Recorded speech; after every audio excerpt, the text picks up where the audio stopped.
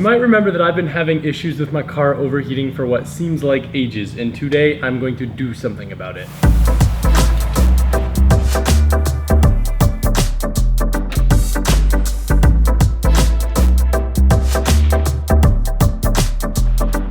You might be wondering why I would even bother trying to get my SR to run right when we're eventually going 2J. Well, the thing is, I'm still running the SR, and I'm probably still gonna be running the SR for a little while we are finishing the 2J swap. So rather than constantly overheating the engine and potentially doing damage, why not fix it so I can get it running perfectly and preserve the life of the SR. Since my car pretty much stays in Florida, I'm able to run a very large water to coolant ratio, so it's not the biggest deal to drain it on the driveway, although in theory you should be disposing of all chemicals properly. Sorry. Removing the old radiators, extremely self-explanatory. Just have to pull the two silicone hoses off and disconnect the fans. There's two bolts right here that hold the radiator in place. Make sure you don't lose these little rubber pieces. They're both on the top and the bottom. And last time I changed the radiator, I lost them, which is not fun.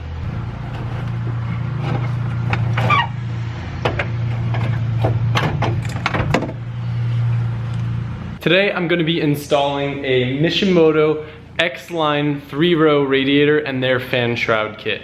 I reached out to them initially trying to figure out some sort of cooling solution for my 240. Alberto told me that their race fans push like crazy air, but with my little SR, they thought that their X Line radiator paired with their fan shroud kit should be enough for the Florida heat. See what we're working with here.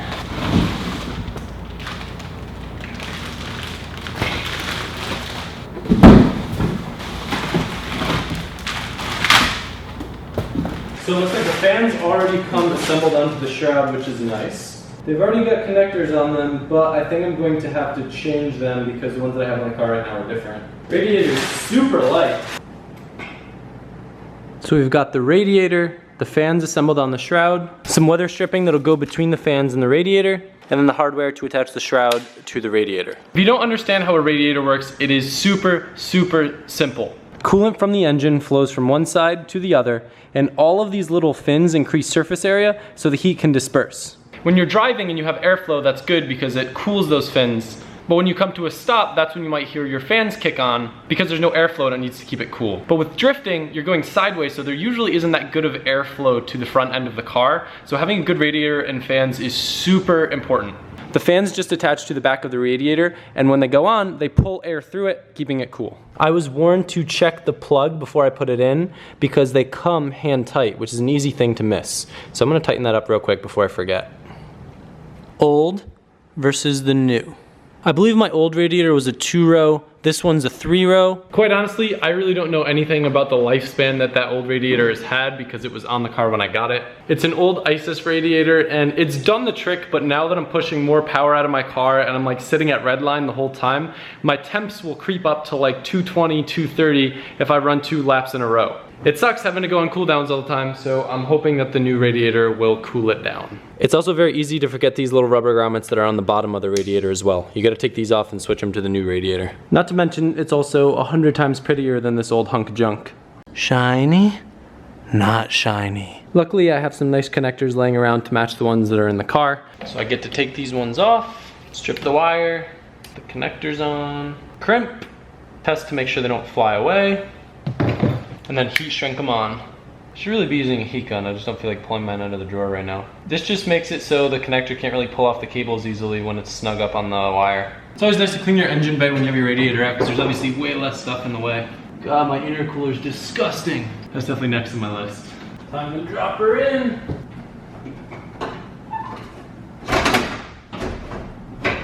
Alright, so it's sitting in there all nice. I'm just gonna hook up the fans real quick to test them and make sure they work before I go any further. The moment of truth.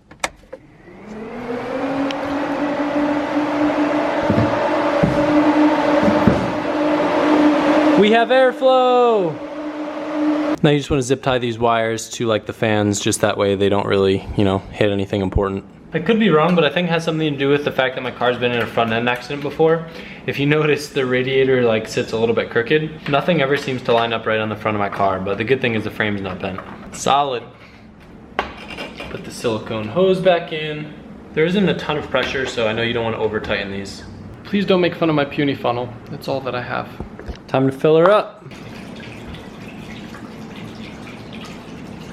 Dang, this thing takes a lot of coolant. Installing a radiator is one of the few things I've actually done before. A couple of times actually, because I've had so many overheating problems with this car. It's very easy, very straightforward, and if you've never done something like very under the hood with a car, definitely a good starter. I know a lot of you guys have Miatas and those radiators suck, so like upgrading to a different radiator is very common with those cars. But the most important part that I always have messed up in the past is bleeding it. Because if you have air in your coolant, what happens is your temp readings are wrong because it's reading steam, your engine's not getting coolant because there's air in the system, and it's just a big whole mess. With the SR, it's simple. I can bleed it right here on the water neck, but with some cars, you jack up the front end, undo the cap, let the car run while you fill it up with coolant. Sometimes you can squeeze these lines, bubble, bubble, bubble, and it's just a process.